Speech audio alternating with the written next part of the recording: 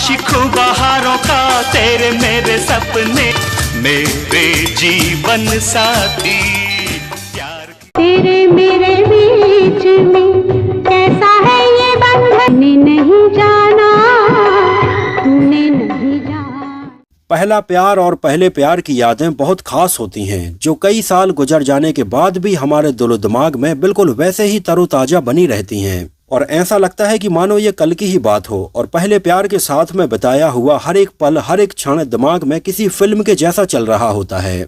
और ये बात दोनों के लिए लागू होती है, चाहे लड़का हो या लड़की, इंसान अपने पहले प्यार को नहीं भूल पाता है। जिसमें जवान होकर बदनाम हम हुए, उस वक्त, उस घड़ी, उस गजल को सलाम। स्कूल या कॉलेज में उसको छुप छुप कर देखना और उसके पास जाकर किसी बहाने से बात करने का तरीका ढूंढना, और भले ही उससे कोई बात ना हो लेकिन उसके पास होने और उसको जी भर के देखने में एक अलग ही सुकून मिलता था।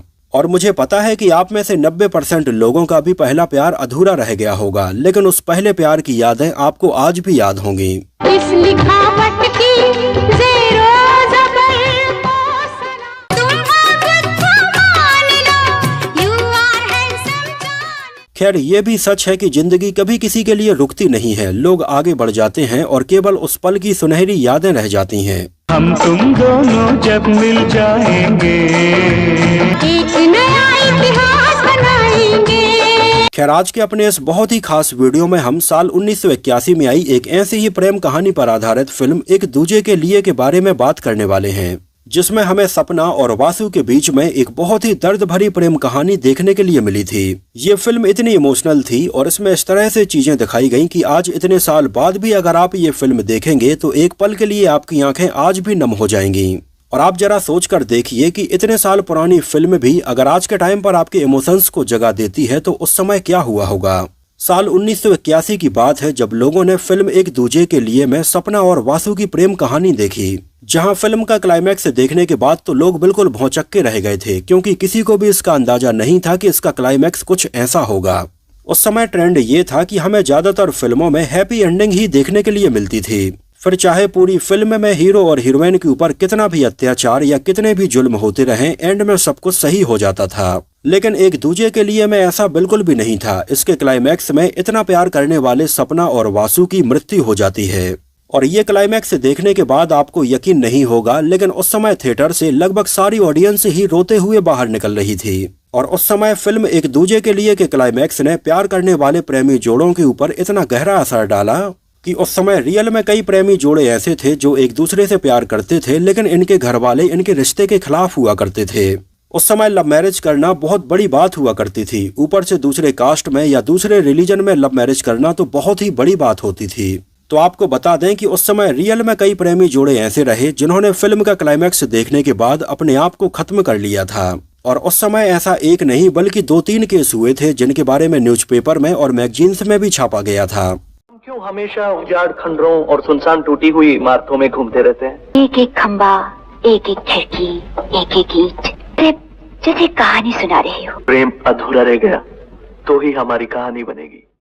तो हमारी सिर्फ कहानी क्यों बने, इतिहास क्यों नहीं?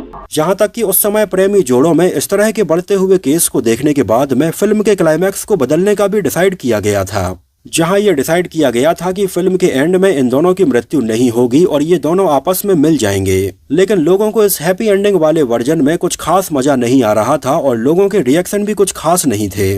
इस वजह से बाद में फिल्म में यही ओरिजिनल क्लाइमैक्स रखा गया और आज भी ये क्लाइमैक्स फिल्म में हमें देखने के लिए मिलता है। वैसे आपको बता दें तो फिल्म में कमल हसन ने तमिल के एक लड़के वासु का रोल निभाया था और रति अग्निहोत्री ने एक पंजाबी लड़की का रोल निभाया था, जहां फिल्म में इन दोनों की इनोसेंस देखते टाइम पर ऐसी लग रही थी कि मानो कोई सच्चे प्यार करने वाले हों। लेकिन रियल में आपको बता दें तो फिल्म की शूटिंग के टाइम पर कमल हसन और रति अग्निहोत्री के बीच में आपस में बिल्कुल भी नहीं बन रही थी। यहाँ तक कि फिल्म के सेट पर ये दोनों आपस में एक दूसरे से बात तक नहीं कर रहे थे और दोनों के बीच में अंदर ही अंदर किसी बात को लेकर बहस चल रही थी। इस बारे में हम आपको आगे बताते हैं। लेकिन नो डाउट ये फिल्म कमल हसन और रति अग्निहोत्री के करियर के लिए तो मील का पत्थर साबित हुई ही थी, लेकिन इसके साथ ही साथ इसने बॉलीवुड में इस तरह की ट्रेजिडिक एंडिंग वाली फिल्मों की भी नींव रखी थी, जहां पर एंड में हीरो और हीरोइन नहीं मिलते हैं या मर जाते हैं। और आगे चलकर कुछ कुछ यही पैटर्न हमें आमिर खान की साल 1988 में आई फिल्म कयामत से कयामत तक में भी देखने के लिए मिला था। इसके अलावा तेरे नाम और आशिकी 2 जैसी फिल्मों की एंडिंग भी बहुत ही सैड रखी गई थी और आज ये फिल्में बहुत ही यादगार फिल्मों में गिनी जाती हैं। नहीं तो एक दूजे के पहले बॉलीवुड फिल्मों में ये ट्रेंड था जहां पर हैप्पी एंडिंग ही रखी जाती थी। जैसे शोमैन राज कपूर ने भी इसके पहले teenage love story film Bobby बनाई थी और इसकी हैप्पी एंडिंग ही रखी गई थी। हालांकि आपको बता दें कि पहले फिल्म बॉबी में सैड एंडिंग ही रखी जाने वाली थी, लेकिन बाद में राज कपूर ने इसको हैप्पी एंडिंग में बदला था। और आपको बता दें कि जब के बालचंद्र के द्वारा डायरेक्टेड फिल्म एक दूजे के लिए का प्रीमियर रखा गया था तो उसमें भी राज कपूर साहब को बुलाया गया था, जिन्होंने ये फिल्म देखी और फिल्म की बहुत ज्यादा तारीफ की। लेकिन उन्होंने के बालचंद्र से बोला कि इसका एंड उन्हें पसंद नहीं आया है। यहाँ तक कि उस समय राज कपूर साहब ने के बालचंद्र को ये सजेस्ट किया कि उन्हें इसकी एंडिंग बदलकर हैप्पी एंडिंग रख देनी चाहिए, क्योंकि जो हिंदी ऑडियंस है वो लास्ट में हैप्पी एंडिंग ही देखना पसंद करती है। लेकिन के बालचंद्र फिल्म में किसी भी तरह का बदलाव करने के पक्ष में नहीं थे और उन्होंने जो एंडिंग शूट की थी वही ओरिजिनल एंडिंग इसमें रखी थी, जिसमें सपना और वासु की मृत्यु हो जाती है। और शायद यही एक रीजन रहा कि ये फिल्म इतनी यादगार है। लेकिन अगर इसका क्लाइमैक्स हैप्पी एंडिंग से होता तो शायद आज ये फिल्म इतनी यादगार न रह जाती, क्योंकि आज भी कहीं ना कहीं लोगों के मन में सपना और वासु के न मिलने का दर्द है और ये गाने लोगों को आज इतने इमोशनल लगते हैं। फिल्म एक दूजे के लिए सिनेमा घरों में रिलीज हुई थी 5 जून 1981 को और उस समय फिल्म का क्लैश हुआ था बॉलीवुड की एक और बड़ी फिल्म के साथ में, जिसका नाम था प्रोफेसर प्यारेलाल।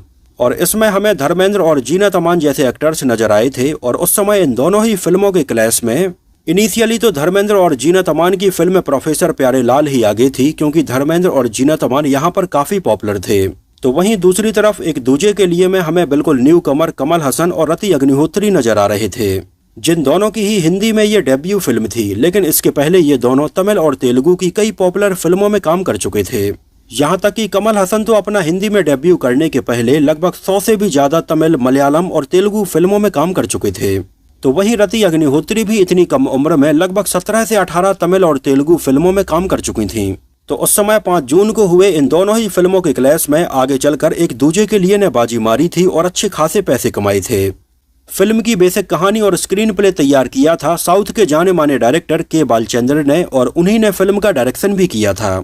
और फिल्म के हिंदी में डायलॉग्स तैयार किए थे इंद्रराज आनंद ने। वैसे आपको बता दें कि ये एक रीमेक फिल्म थी साल 1978 में के बालचंद्र के द्वारा ही डायरेक्ट की गई तेलुगु सिनेमा की ब्लॉकबस्टर फिल्म मारो चरित्र की। और इस तेलुगु फिल्म में भी हमें कमल हसन नजर आए थे, उनके साथ में एक्ट्रेस के तौर पर सरिता और माधवी नजर आई थीं। वैसे आपको बता दें कि माधवी हमें इसके हिंदी रीमेक एक दूजे के लिए में नजर आई थी और उन्होंने सेम वही रोल निभाया है। यहाँ तक कि इन दोनों ही फिल्मों में माधवी के किरदार का नाम भी संध्या ही रखा गया है। फिल्म को प्रोड्यूस किया था हिंदी सिनेमा के दिग्गज LV प्रसाद ने, जिन्होंने कई फिल्मों में एक्टिंग की है, डायरेक्शन किया है और फिल्में प्रोड्यूस भी की हैं। यहाँ तक कि LV प्रसाद हमें हिंदी सिनेमा की पहली बोलती हुई फिल्म आला मारा में एक्टर के तौर पर भी नजर आए थे। एक दूजे के लिए में हमें कमल हसन और रति अग्निहोत्री के अलावा माधवी, रजा मुराद, राकेश बेदी, पूनन विश्वनाथ, सत्यन कप्पू, शोभा खोटे और असरानी जैसे एक्टर्स भी नजर आए थे। म्यूजिक कंपोज किया था लक्ष्मीकांत और प्यारेलाल की जोड़ी ने और आनंद बख्शी के द्वारा लिखे गए 6 बेहतरीन गाने इसके म्यूजिक एल्बम में हमें सुनने के लिए मिले थे। जहां फिल्म का music album super duper hit रहा था और इसके एक एक गाने उस समय चार्ट बस्टर रहे थे। यहाँ तक कि फिल्म के गाने इतने मेलोडियस हैं कि आज इतने साल बाद भी लोग इन गानों को सुनना पसंद करते हैं। और आज भी ये गाने कहीं भूले बिसरे रेडियो, टीवी, बस या ऑटो में सुनने के लिए मिलते हैं तो एक पल के लिए उसी सुनहरे दौर में वापस ले जाते हैं। और जितनी बेहतरीन ये फिल्म थी उतने ही बेहतरीन इसमें गाने रखे गए थे, जो गाने आज भी अंदर से कई इमोशंस को जगा देते हैं। ये गाने थे तेरे मेरे बीच में कैसा है ये बंधन अनजाना, मेरे जीवन साथी प्यार किए जा, 16 बरस की बाली उम्र को सलाम, हम बने तुम बने एक दूजे के लिए और हम तुम दोनों जब मिल जाएंगे। इन बेहतरीन गानों के लिरिक्स लिखे थे आनंद बख्शी साहब ने और इन गानों को उन्होंने बहुत ही बारीकी और बहुत ही गहराई से लिखा था। और इन बेहतरीन गानों में आवाजें थीं SP बालासुब्रमण्यम, लता मंगेशकर, अनुराधा पौडवाल और अनूप जलोटा की। एक नजर डालें इसके बजट और बॉक्स ऑफिस कलेक्शन के ऊपर तो फिल्म का टोटल बजट रखा गया था लगभग 70 लाख रुपए और उस समय इंडिया में इसने कलेक्शन किया था लगभग 5.5 करोड़ रुपए और वर्ल्ड वाइड में लगभग 10 करोड़ रुपए का कलेक्शन किया था। और फिल्म एक दूजे के लिए इस साल आई एक ब्लॉकबस्टर फिल्म रही थी और 1981 में ये पैसे कमाने के मामले में 6वें नंबर पर रही थी। और ये उस समय हिंदी में न्यू कमर कमल हसन और रति अग्निहोत्री के लिए बहुत बड़ी बात थी। वैसे 1981 की अगर टॉप 5 फिल्मों के ऊपर एक नज़र डालें तो ये फिल्में थीं क्रांति, नसीब, मेरी आवाज़ सुनो, लावारिस और लव स्टोरी। फिल्म को IMDb पर 7.4 आउट ऑफ 10 रेटिंग मिली हुई है। कमल हसन इसमें काम करने के पहले लगभग 100 से भी ज्यादा साउथ की फिल्मों में काम कर चुके थे और वहां पर एक जाना पहचाना नाम थे। जहां के बालचंद्र ने ही कमल हसन को साल 1973 में आई तमिल फिल्म अरंगेत्रम से लीड एक्टर के तौर पर लॉन्च किया था और कमल हसन हमेशा से ही उनको अपना गुरु मानते आए हैं। आगे चलकर कमल हसन की इसी तमिल फिल्म का रीमेक के बालचंद्र ने राजेश खन्ना और मुमताज के साथ में आईना के नाम से बनाया, जहां इसके हिंदी रीमेक में भी कमल हसन कैमियो करते हुए नजर आए थे। 70 के दशक में के बालचंद्र ने कमल हसन के साथ में कई पॉपुलर तमिल फिल्में बनाई हैं। उस समय तक कमल हसन ने किसी भी तेलुगु फिल्म में काम नहीं किया था और कमल हसन ने अपने गुरु के बालचंद्र से कहा कि वो चाहते हैं कि वो उन्हें किसी तेलुगु फिल्म से भी लॉन्च करें। हालांकि उस समय कमल हसन को तेलुगु बोलना भी बहुत अच्छे से नहीं आती थी, तो के बालचंद्र ने उनकी इमेज को ध्यान में रखते हुए एक तेलुगु प्रेम कहानी मारो चरित्र की कहानी लिखी, जिसमें एक तेलुगु लड़की और तमिल के लड़के के बीच में हमें प्रेम कहानी देखने के लिए मिलती है, जिसमें कमल हसन ने तमिल के एक लड़के का रोल निभाया था और सरिता ने तेलुगु लड़की का रोल निभाया था।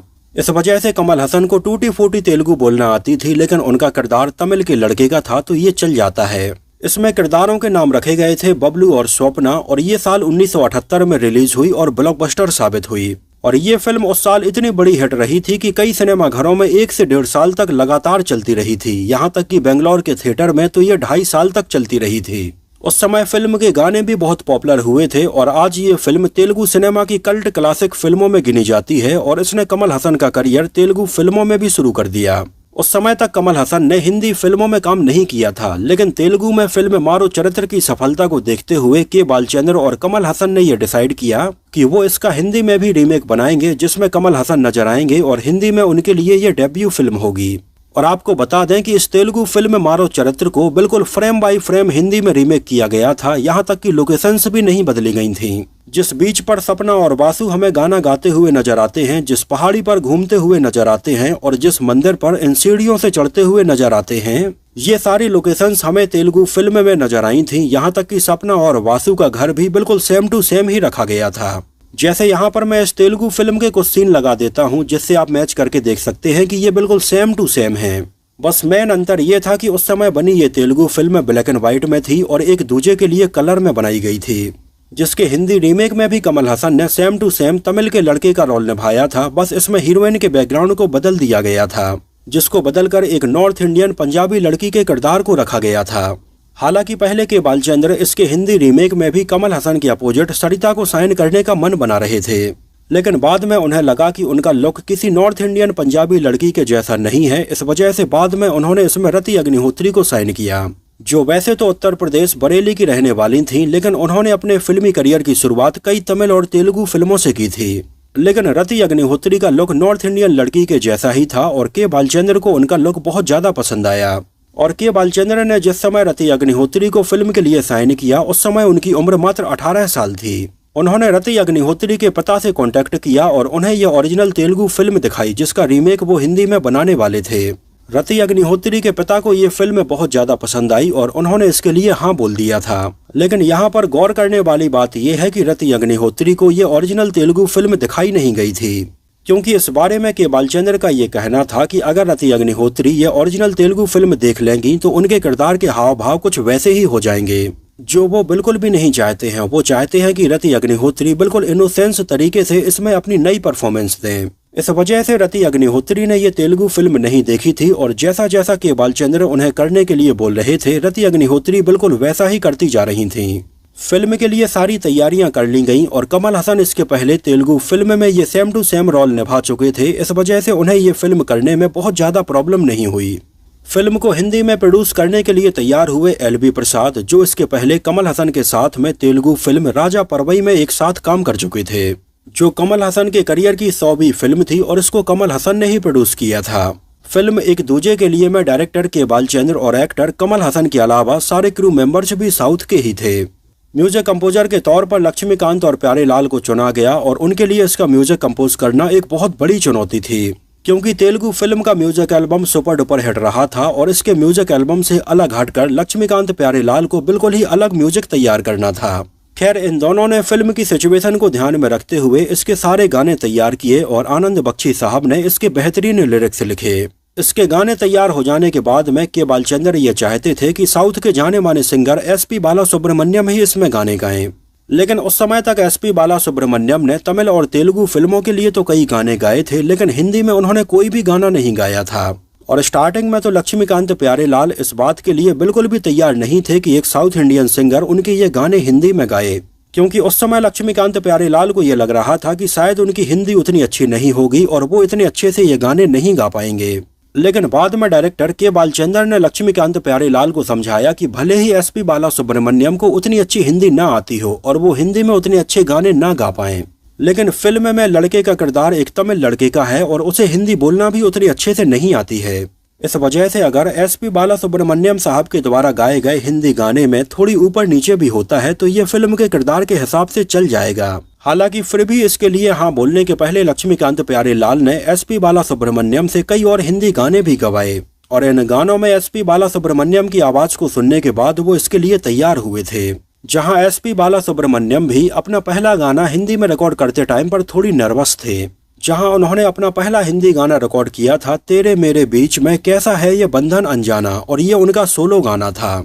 और अपने पहले गाने को हिंदी में रिकॉर्ड करने के बाद में उनके अंदर थोड़ी कॉन्फिडेंस आया और आगे चलकर उन्होंने इसी गाने का डुएट वर्जन लता मंगेशकर जी के साथ में रिकॉर्ड किया, जो हिंदी सिनेमा की एक दिग्गज गायिका थी। और जब लता मंगेशकर जी उनके सामने आई तो SP बालासुब्रमण्यम बहुत ज्यादा नर्वस हो गए, जहां तक कि उनके हाथ में एक चाय का प्याला था और उस समय लता मंगेशकर जी को सामने देखकर हड़बड़ी में उनके हाथ से वो चाय भी उनकी साड़ी पर गिर गई थी, जो देखकर लता जी ये समझ गईं कि SP बालासुब्रमण्यम काफी नर्वस हैं और उन्होंने SP बालासुब्रमण्यम के गानों की बहुत ज्यादा तारीफ की, जिससे उनके अंदर थोड़ी कॉन्फिडेंस आया और बाद में आगे चलकर उन्होंने लता जी के साथ में अपना ये गाना रिकॉर्ड किया। और वाकई में इन दोनों की सुरीली आवाजों के साथ में क्या आइकॉनिक गाना बना, तेरे मेरे बीच में कैसा है ये बंधन अनजाना। तेरे मेरे बीच में कैसा है ये बंधन, नहीं जाना तूने नहीं जाना।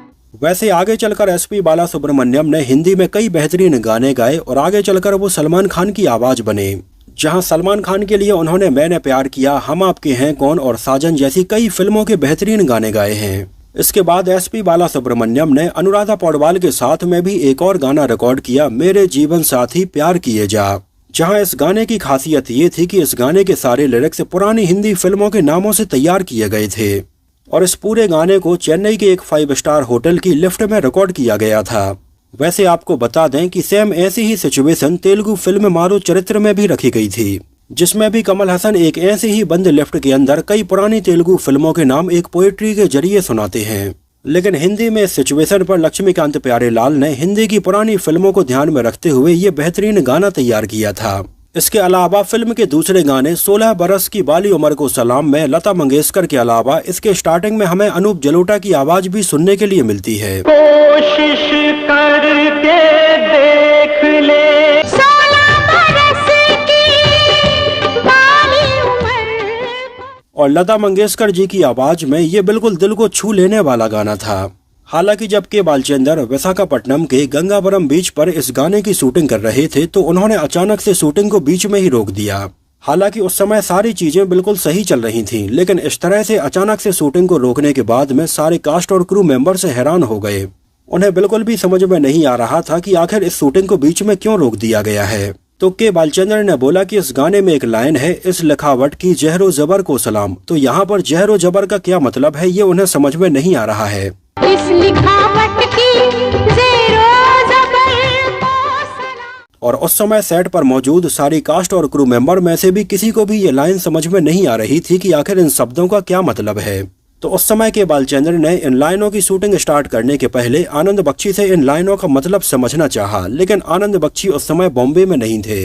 एक्चुअली आनंद बख्शी साहब उस समय हैदराबाद में थे और हैदराबाद के पास में ही विशाखापट्टनम में इस गाने को शूट किया जा रहा था। हालांकि हैदराबाद से विशाखापट्टनम की दूरी लगभग 600 किलोमीटर थी और उस दिन फिल्म की शूटिंग को बीच में ही रोक दिया गया। और जब दूसरे दिन आनंद बख्शी साहब विशाखापट्टनम पहुंचे तो के बालचंद्र को इन लाइनों का मतलब समझाया।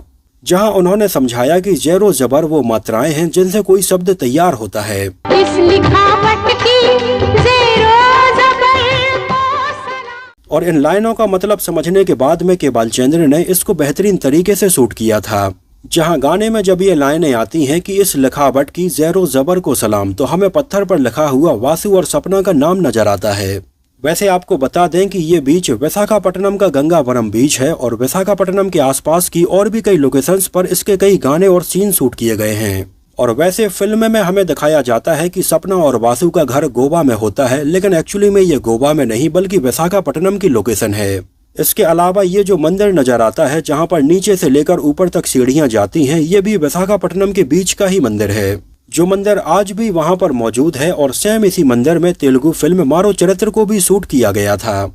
हालांकि इसके गाने में नजर आने वाले कुछ सीन गोवा के बीच पर भी शूट किए गए थे, जैसे कि ये सीन जहां पर कमल हसन बीच के किनारे इस झुके हुए पेड़ पर लटक रहे हैं।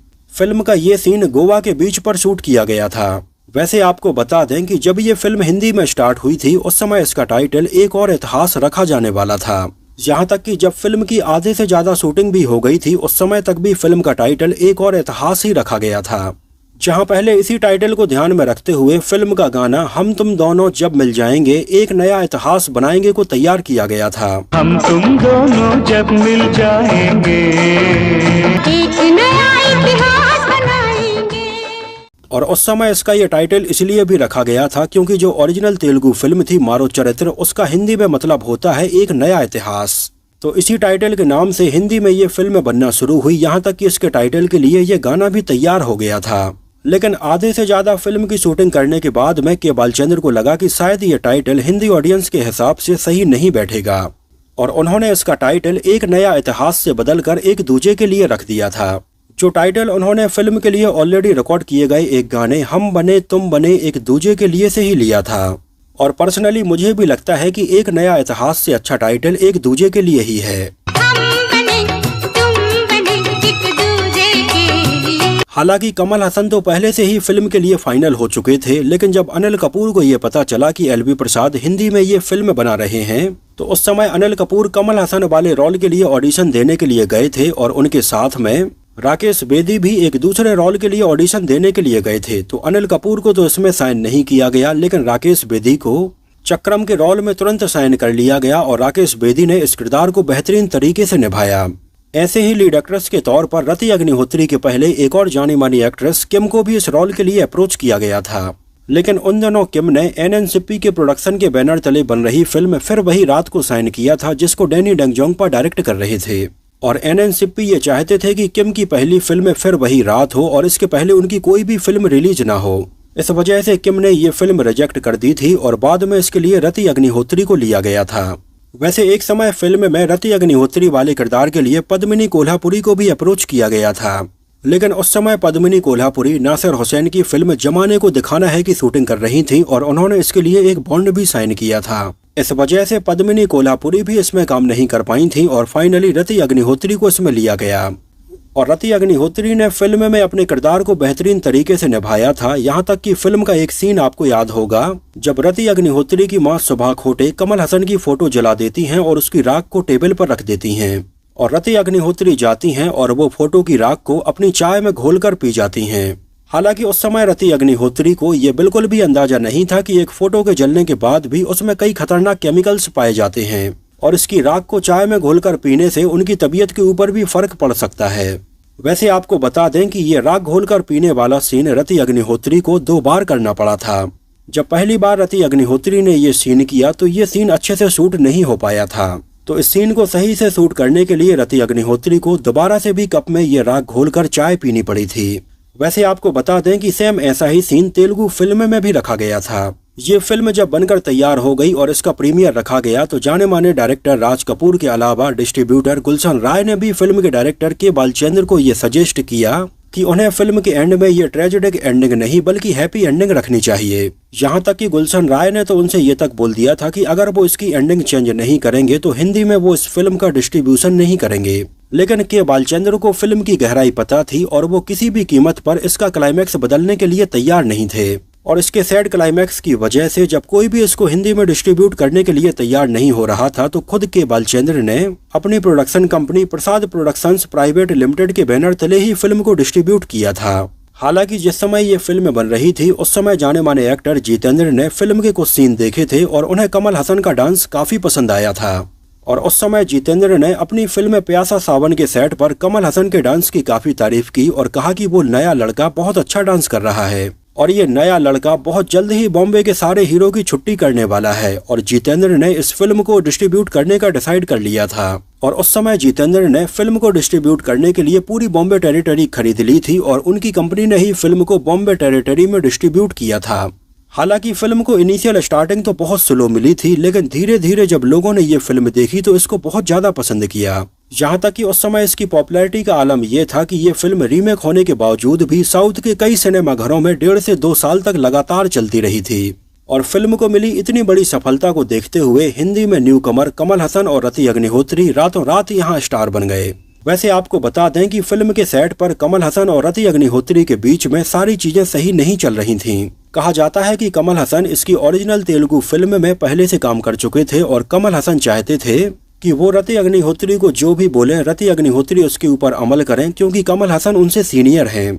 और रति अग्निहोत्री ने स्टार्टिंग में तो कमल हसन की कई बातें मानी, लेकिन बाद में आगे चलकर उन्हें ऐसा लगा कि कमल हसन धीरे धीरे उनके ऊपर डोमिनेट होते जा रहे हैं और आगे चलकर रति अग्निहोत्री ने उनकी कई बातें मानने से इनकार कर दिया और इन दोनों के बीच में सेट पर काफी अनबन रही।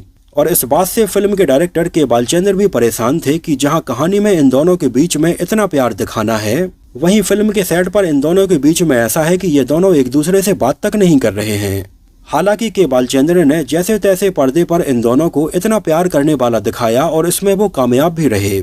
हालांकि इन दोनों की ये कंट्रोवर्सी यहीं पर नहीं थमी। आगे चलकर रति अग्निहोत्री ने एक मैगजीन को दिए हुए अपने इंटरव्यू में बताया कि जिस समय वो कमल हसन के साथ में आउटडोर लोकेशंस पर एक दूजे के लिए की शूटिंग कर रही थी, उस समय कमल हसन के कमरे से किसी लड़की के चिल्लाने की आवाजें भी आ रही थीं।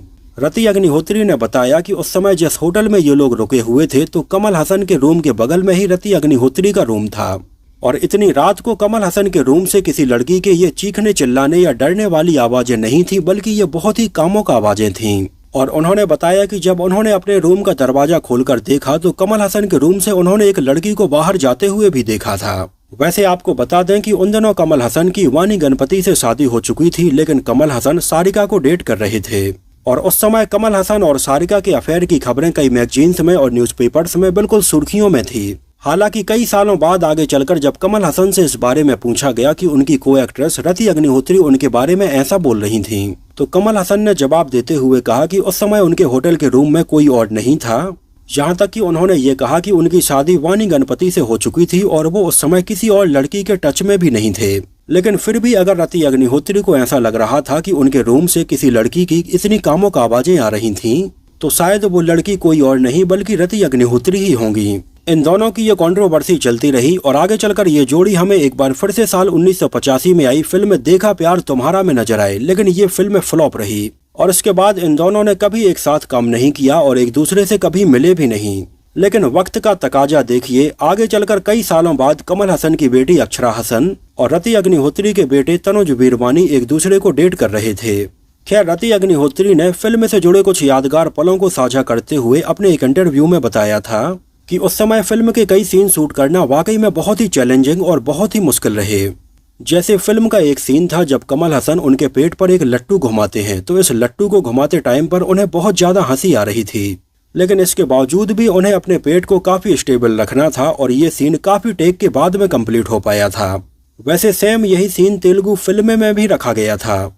इसके अलावा बीच के किनारे ऊपर पहाड़ पर बने मंदिर की सारी सीढ़ियां बिल्कुल नंगे पैर चढ़ना, और जब ये सीन वहां पर शूट हो रहे थे तो उस समय वहां का तापमान भी बहुत ज्यादा था और ये सारे सीन्स करने में उन्हें काफी प्रॉब्लम हुई। इसके अलावा कमल हसन एक गाने में हमें काफी अजीबोगरीब तरीके से मोटरसाइकिल चलाते हुए नजर आते हैं। हालांकि कमल हसन ने ये सारे सीन खुद ही रियल में किए थे, लेकिन एक सीन को करते टाइम पर उनकी बाइक डिसबैलेंस हो गई, जिससे कि बाइक फिसल गई और कमल हसन ने पीछे की तरफ जंप लगा दी। हालांकि उन्हें चोट नहीं आई थी। ये सीन हमें फिल्म के गाने में आज भी देखने के लिए मिलता है। इसके अलावा कमल हसन ने बताया उनके लिए सबसे चैलेंजिंग काम था इसमें कुछ हिंदी में डायलॉग्स बोलना। लेकिन उस समय तक कमल हसन को हिंदी बोलना उतनी अच्छे से नहीं आती थी। उन्होंने हिंदी बोलना जस्ट सीखा ही था। लेकिन कमल हसन ने बताया कि जैसे ही फिल्म शूट होने वाली थी तो डायरेक्टर ने उन्हें बताया कि सबसे पहले वो फिल्म का क्लाइमैक्स सीन ही शूट करेंगे, जो सीन विशाखापट्टनम बीच के किनारे इस पहाड़ पर शूट होना था। उस समय के बालचंद्र ने कमल हसन से बोला कि उन्हें यहाँ की परमिशन अभी मिली हुई है।